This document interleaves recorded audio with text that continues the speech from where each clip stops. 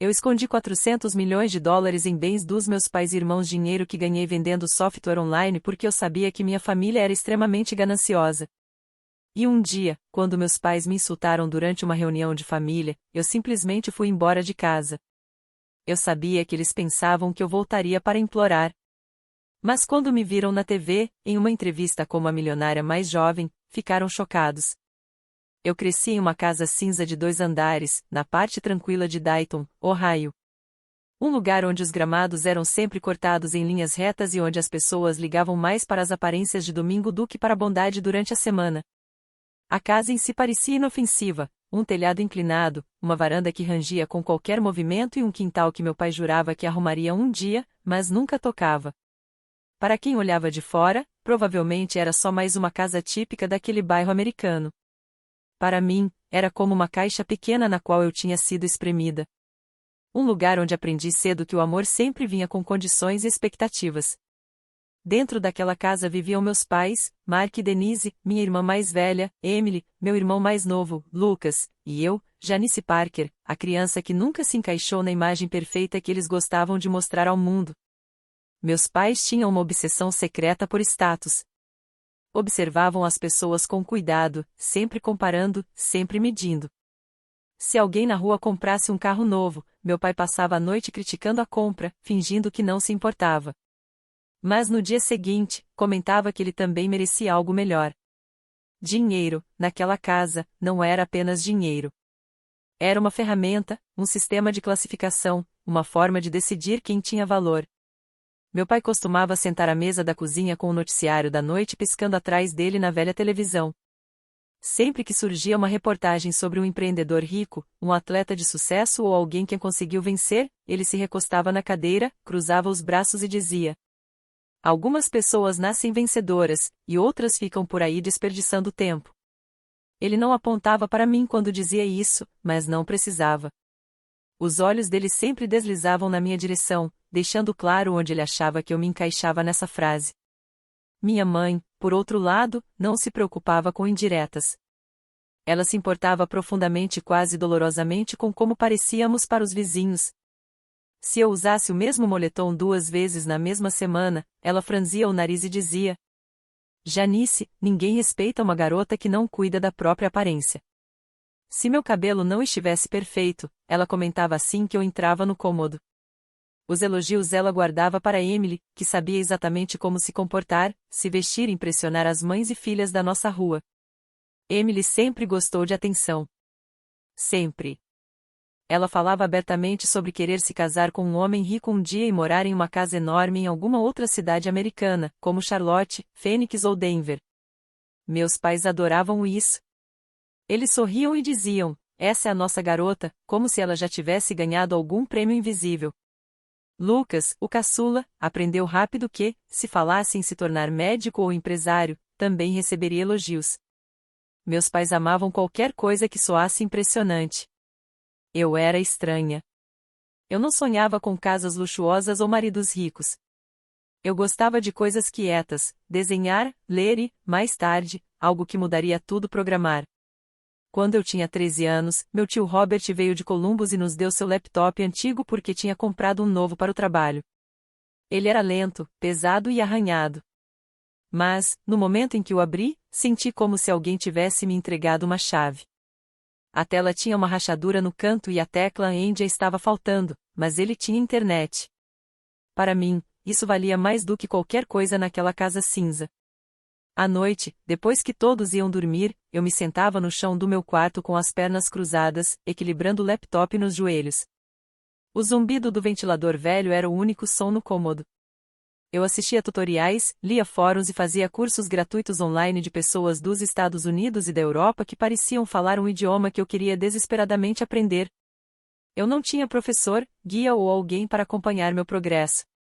Mas tinha uma sensação profunda no peito que sussurrava: "Isso pode ser sua saída." Durante o dia, eu não contava a ninguém. Sempre que minha mãe via um pedaço da tela e notava as linhas de código, ela revirava os olhos e dizia: "Por que você está perdendo tempo com isso? Ninguém ganha dinheiro de verdade com computador a menos que seja um gênio." Ela não dizia a segunda parte em voz alta, mas a implicação era clara, e você não é uma. Ela preferia que eu me interessasse por coisas que ela pudesse exibir: culinária, moda ou qualquer atividade que me fizesse parecer uma garota normal. Meu pai não era muito diferente.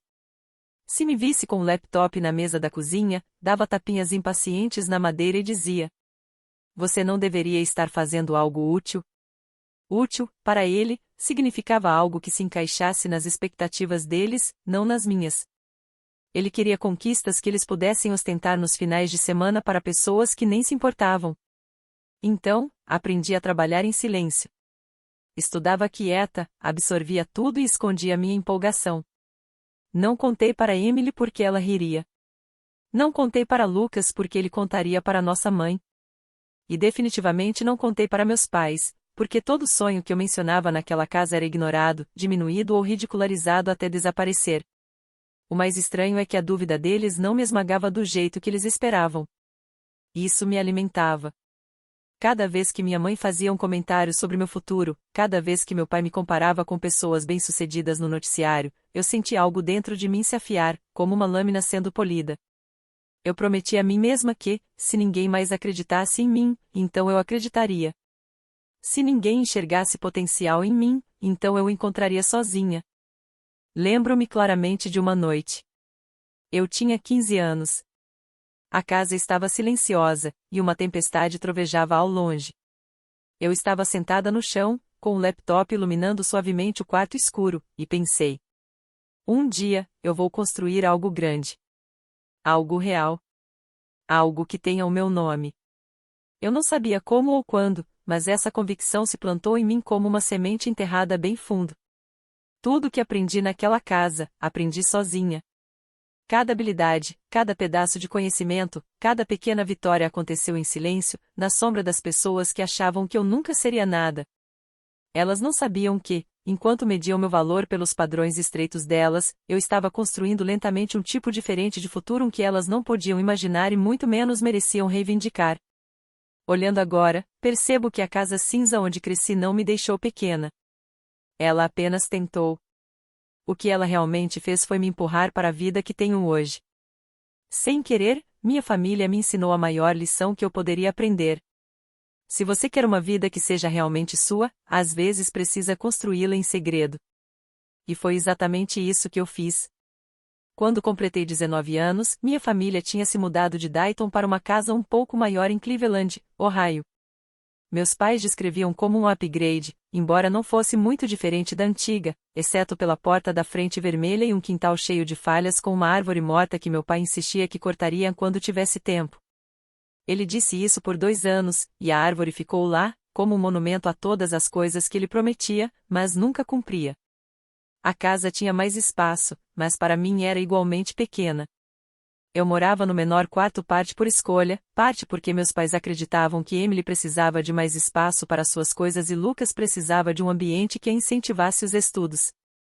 Nessa época, eu já tinha superado a fase de buscar aprovação.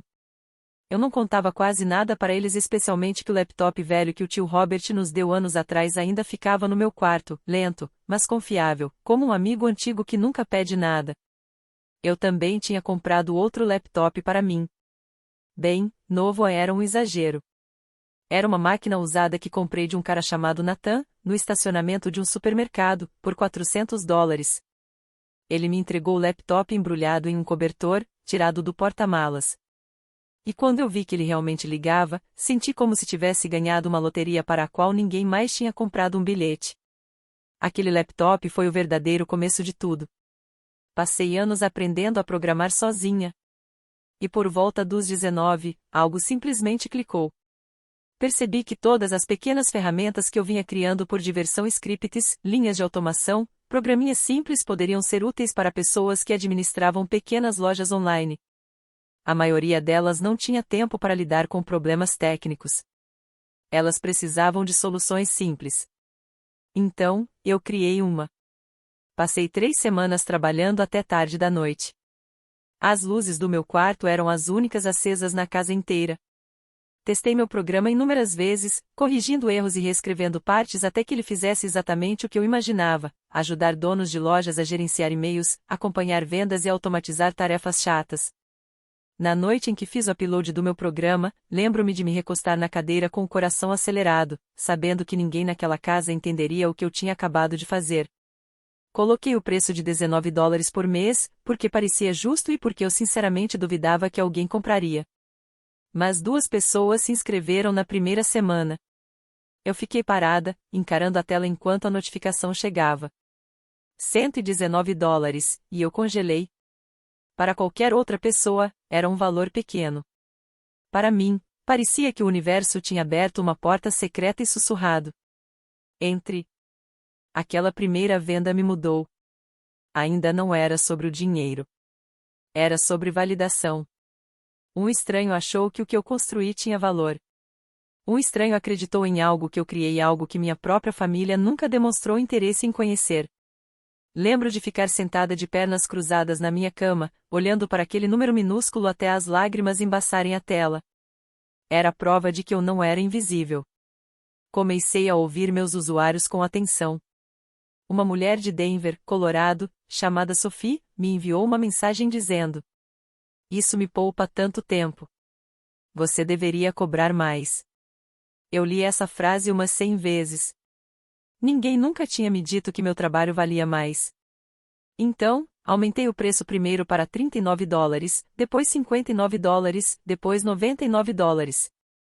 E o mais surpreendente foi que os cadastros continuaram chegando. Logo, lojas de Nova York, Chicago e Los Angeles estavam usando meu produto. Depois, lojas de Londres e outras cidades da Europa o encontraram também. Ele se espalhou quietamente, como um segredo sussurrado atrás de portas. Não contei nada à minha família não porque eu quisesse esconder naquela época, mas porque eu já sabia exatamente o que eles diriam. Minha mãe zombaria da ideia de alguém pagar por um truquezinho de computador. Meu pai diria que empregos de verdade exigiam credenciais de verdade. Emily debocharia. Lucas daria de ombros. Então, fiquei em silêncio, construindo meu mundo sozinha. Quando minha receita atingiu 6 dígitos, percebi que precisava de ajuda no lado legal e financeiro. Procurei um advogado chamado Marcus King, em Austin, Texas, que já tinha ajudado outros pequenos fundadores na área de tecnologia. Quando cheguei ao escritório dele, ele ficou genuinamente confuso. Achou que encontraria alguém mais velho. Quando pediu meu documento e percebeu que eu mal tinha 20 anos, levantou uma sobrancelha, mas não questionou os números. Os números falavam por si. Ele me ajudou a preencher toda a papelada para criar a Parker Systems LLC. E quando ele terminou, recostou-se na cadeira e disse: "Você sabe que está sentada em algo enorme, certo?" Eu não respondi, porque a verdade é que eu não sabia. Eu tinha medo demais de assumir qualquer coisa. Quando completei 21 anos, meu software ultrapassou $1 milhão em vendas anuais. Vi o número aparecer no meu sistema de contabilidade numa manhã, enquanto eu estava sentada no pequeno apartamento que alugava em Cleveland. Coloquei a mão sobre a boca porque não sabia se ria ou gritava. Ninguém sabia. Nem Emily, nem Lucas, nem meus pais. Eles ainda falavam de mim como se eu estivesse vagando pela vida sem ambição. Ainda me comparavam ao caminho seguro de Emily ou ao potencial promissor de Lucas. Quando atingi $50 milhões de lucro aos 23 anos, já não parecia sorte. Parecia destino. Parecia que tudo que eu tinha construído em segredo finalmente estava rompendo a superfície. Mas junto com o sucesso veio o medo não de fracassar, mas de a minha família descobrir. Eu os conhecia bem demais. Cresci ouvindo meu pai dizer: "Se algum de vocês ficar rico um dia, lembrem-se dos seus pais. Nós criamos vocês. Merecemos algo de volta." A maneira como ele dizia aquilo nunca soava como amor. Soava como um aviso. Uma reivindicação de um futuro que não pertencia a ele. Eu lembrava das vezes em que eles me desprezaram, zombaram de mim e trataram meus sonhos como bobagens. Eu sabia que, se descobrissem o dinheiro, a empresa ou até mesmo a casa onde eu morava, tentariam me controlar. E eu não ia deixar isso acontecer. Então comecei a criar camadas jurídicas, financeiras, protetoras. Abri empresas de holding em diferentes estados nos Estados Unidos. Coloquei ativos em trustes. Diversifiquei contas em Nova York e São Francisco. Comprei uma casa moderna de vidro numa colina perto de San Diego, Califórnia, mas não no meu nome pessoal. Pertencia a uma das empresas. Aprendi a me mover em silêncio, a proteger o que construí e a garantir que meu sucesso continuasse sendo meu. Quando fiz 25 anos, meu patrimônio líquido já havia ultrapassado discretamente os 400 milhões de dólares. E ainda assim, minha família não fazia ideia. Para eles, eu continuava sendo a filha perdida que brincava com computadores. A ironia às vezes me fazia sorrir. Outras vezes me entristecia. Não porque eles não sabiam, mas porque nunca se importaram o suficiente para perguntar. De vez em quando, tarde da noite, eu pensava em contar a verdade. Mas então, na minha memória, eu ouvia a voz da minha mãe dizendo: "Você nunca vai ganhar dinheiro de verdade com essa bobagem de código." E a raiva voltava. Não uma raiva que queimava, mas a que esclarecia. A que me lembrava porque construía uma segunda vida, uma vida que eles jamais poderiam reivindicar. Então mantive os 400 milhões de dólares escondidos, não por rancor, mas por autoproteção. Não era o dinheiro que eu estava escondendo. Era a minha liberdade. Meus pais tinham se mudado para Houston, no Texas, 2 anos antes do encontro que mudaria tudo. Eles adoravam contar para qualquer pessoa que quisesse ouvir que aquilo era um novo capítulo, embora o que realmente quisessem dizer fosse que a casa era maior e os vizinhos eram mais propensos a perguntar sobre salários. A nova casa tinha colunas brancas, uma entrada larga e um gramado na frente que parecia ter sido roubado da capa de uma revista. Do jeito que meus pais falavam sobre ela, você pensaria que eles mesmos tinham construído cada tijolo com as próprias mãos, em vez de financiar tudo com empréstimos. Para eles, aquilo era prova de que haviam subido algum tipo de escada invisível do sonho americano. Quando me convidaram para um jantar de família lá, eu hesitei. Parte de mim tinha esperança de que as coisas pudessem parecer diferentes na nova casa, que de alguma forma a distância e o tempo tivessem suavizado eles. Mas, no fundo, eu já sabia a resposta. Mesmo assim, fui talvez por hábito, talvez por uma pontinha de esperança de que finalmente me viriam como uma pessoa, e não como uma decepção. Reservei um quarto em um hotel no centro de Houston, em vez de ficar com eles. Quando perguntaram por quê, culpei as ligações de trabalho. A verdade era mais simples, eu não queria me sentir presa debaixo do teto deles novamente. Cheguei à casa no começo da noite. Minha mãe abriu a porta com um sorriso que não chegava aos olhos. Ela me abraçou rápido, como se estivesse posando para uma foto e não recebendo a própria filha.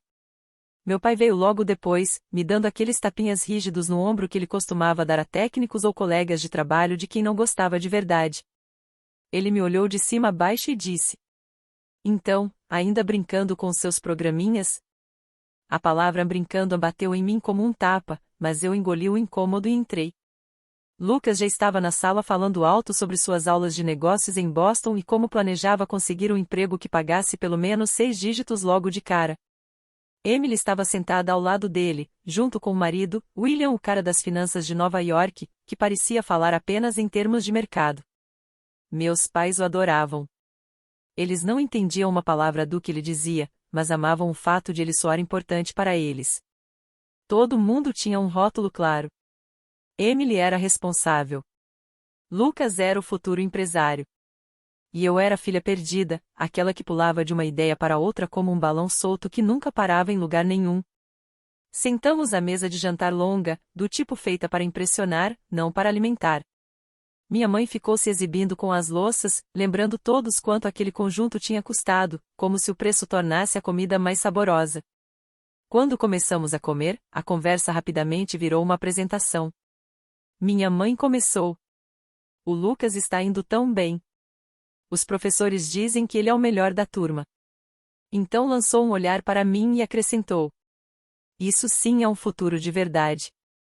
Eu sorri educadamente e cortei a comida em pedaços menores, fingindo que as palavras dela eram inofensivas. Mas meu pai não conseguiu resistir a participar. "Então, Janice", disse ele, recostando-se na cadeira, "você já tem um emprego de verdade ou ainda está, como é que chama?" "Freelancing. Eu administro minha própria empresa de software", respondi. Ele riu. Foi um riso alto, seco e completamente desdenhoso. Os outros o seguiram com sorrisos discretos daqueles que as pessoas usam quando querem fingir que estão sendo educadas. Empresa. Minha mãe disse, balançando a cabeça. Janice, por favor. Não se envergonhe. Você pode ser honesta com sua família. Eu senti o ambiente se fechar ao meu redor, cada comentário apertando as paredes mais um pouco. Lucas fungou rindo dentro do copo. Emily olhou para o prato, mas o leve sorriso nos lábios disse tudo.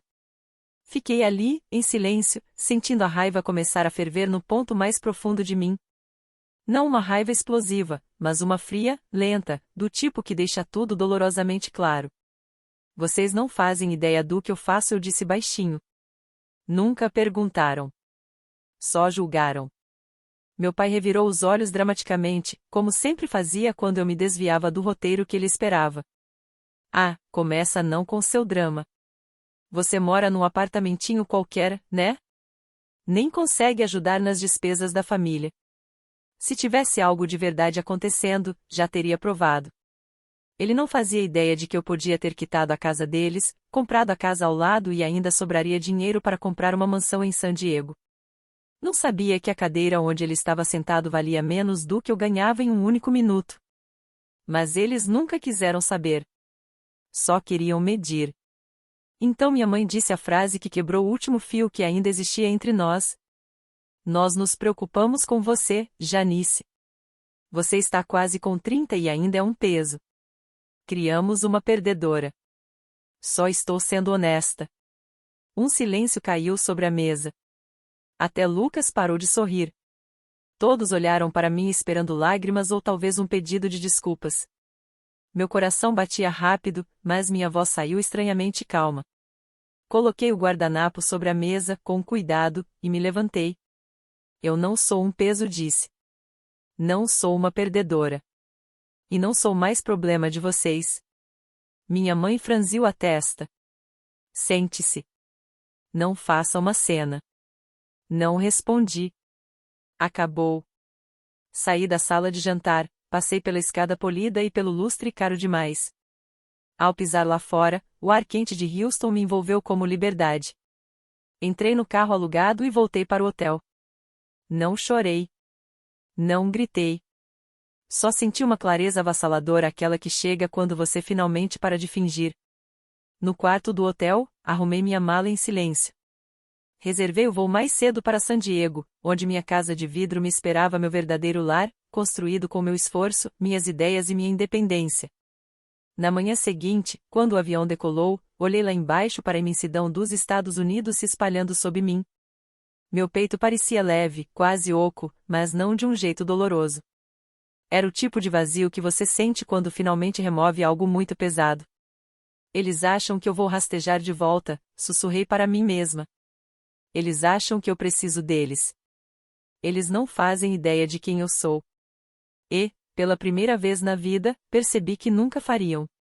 2 anos depois de sair da casa dos meus pais em Houston, eu estava sentada na sala ensolarada da minha casa de vidro, com vista para as colinas de San Diego, Califórnia.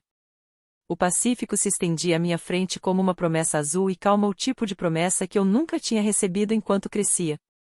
As paredes eram quase todas janelas e, quando eu as abria, o ar tinha cheiro de sal, calor e liberdade.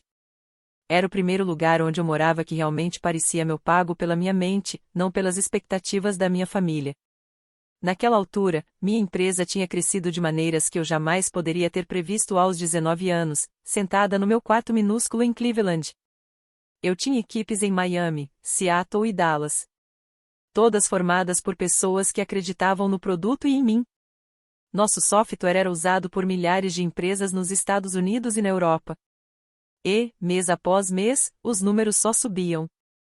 Investidores mandavam e-mails pedindo reuniões. Jornalistas queriam entrevistas.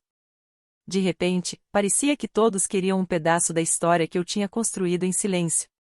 Meu patrimônio já tinha ultrapassado os 400 milhões de dólares, cuidadosamente distribuídos entre empresas, trustes e investimentos diversificados. Eu havia aprendido a construir não só software, mas proteção, paredes legais, estruturas financeiras e distância de qualquer coisa ou pessoa que pudesse ameaçar o que eu criei. Tudo era limpo, sólido e meu. Eu não tinha mais medo de alguém tirar isso de mim, nem mesmo da minha própria família. Numa tarde, enquanto revisava um contrato de um parceiro de Londres, minha assistente encaminhou um e-mail. Um famoso canal de negócios de Nova York queria me entrevistar como uma das mais jovens milionárias self-made do setor de tecnologia. A apresentadora, Claire Jensen, era conhecida por conversar com gigantes da indústria, fundadores cujos nomes apareciam em revistas e listas da Forbes. E agora ela queria falar comigo. Eu aceitei. 2 semanas depois, voei para Nova York. Cheguei ao estúdio usando um vestido preto simples e tênis brancos. Sem grifes, sem acessórios chamativos. Eu não precisava mais de roupas para falar por mim. Claire me recebeu com um sorriso acolhedor enquanto sua equipe posicionava as luzes. Ela tinha uma presença tranquila, do tipo que faz as pessoas quererem dizer a verdade. Sabe, ela disse pouco antes de entrarmos no ar, a maioria das pessoas da sua idade não está sentada em centenas de milhões de dólares. Deve ter alguma história aí. Eu devolvi o sorriso e respondi. Ah, eu tenho. Então a luz vermelha da câmera acendeu. Claire virou-se para a lente e me apresentou com uma confiança que até me surpreendeu. Hoje, temos aqui Janice Parker, fundadora da Parker Systems, uma das empresas de software que mais cresce nos Estados Unidos. Aos 27 anos, ela já vale mais de 400 milhões de dólares. Por um momento, imaginei meus pais sentados na sala de estar em Houston, assistindo a entrevista do mesmo jeito que assistiam a todos os programas sobre pessoas bem-sucedidas. Meu pai adorava segmentos de tecnologia e entrevistas com empreendedores ricos. Ele respeitava desconhecidos na TV mais do que jamais tinha respeitado a mim. Claire perguntou sobre meus começos, meu produto, meu crescimento. Depois se inclinou para a frente e fez uma pergunta que eu sabia que viria. Como foi sua infância? Sua família apoiou sua jornada? Respirei fundo e olhei diretamente para a câmera. Não para Claire, nem para o público, mas para a versão de mim mesma que um dia sentou em um quarto pequeno em Dayton, curvada sobre um laptop rachado. Eu cresci em um lugar onde me diziam que eu nunca seria nada, eu disse. Me chamavam de peso morto, de fracasso. Mas eu encontrei um laptop, encontrei o código, e construí algo mesmo assim. Claire suavizou a expressão. Sua família te apoiou? Não respondi, mantendo a voz estável. Eles não apoiaram. Mas às vezes a falta de apoio vira combustível. Aprendi a confiar em mim quando ninguém mais confiava. A entrevista continuou com conversas sobre linhas de produtos, estratégias de contratação e minha decisão de investir em mulheres jovens entrando na tecnologia. Falei sobre oferecer bolsas e recursos, não como caridade, mas como crença. Era libertador falar sobre dar aos outros o que eu nunca tinha recebido. Quando a entrevista terminou, voltei para meu hotel em Midtown. Meu celular não parava de vibrar. Primeiro vieram mensagens da minha equipe, comemorações, parabéns, capturas de tela da transmissão. Depois mensagens de investidores, depois antigos colegas de escola, e por fim os nomes que eu já esperava ver mais cedo ou mais tarde. Mamãe. Papai. Emily. Lucas. Eu não respondi. Eles ligaram de novo e de novo. Coloquei o telefone virado para baixo e fui tomar um banho demorado. Quando voltei, a tela estava coberta de notificações. Dezenas de mensagens me esperavam, desculpas, justificativas, uma súbita afeição que nunca havia existido antes. Da minha mãe. Janice, estamos tão orgulhosos de você. Por que não nos contou? Você sabe que sempre acreditamos em você. Cometemos erros, mas ainda somos seus pais. Por favor, ligue. Do meu pai. Somos família. Você nos deve pelo menos uma conversa. Você sabe que tivemos dificuldades te criando. Merecemos algo de volta. Vamos esquecer o passado e seguir em frente. Você pode nos ajudar com algumas coisas. Algumas coisas. Eu sabia exatamente o que isso significava. Dinheiro. Casas. Status. Qualquer coisa que os fizesse parecer bem diante dos outros. Sentei na beira da cama, respirando devagar, deixando as emoções assentarem. Então comecei a digitar. Vocês me chamaram de perdedora. Disseram que eu era um fardo. Zombaram do meu trabalho. Desprezaram meus sonhos. E agora que me viram na TV, de repente eu tenho valor para vocês. Eu me lembro de tudo. Eu não sou o plano reserva de vocês. Eu não devo nada a vocês. Enviei mensagens semelhantes para Emily e Lucas, lembrando-os de como eles tinham participado, de como tinham rido quando meus pais me diminuíam. Depois bloqueei todos. De volta a San Diego, caminhei pela minha casa silenciosa, a luz do sol espalhada pelo chão, e senti algo que nunca tinha sentido antes. Paz. Uma paz real, profunda, conquistada. Essa casa, essa vida, essa liberdade não foram presentes. Foram construídas a partir de cada momento em que eu me recusei a quebrar,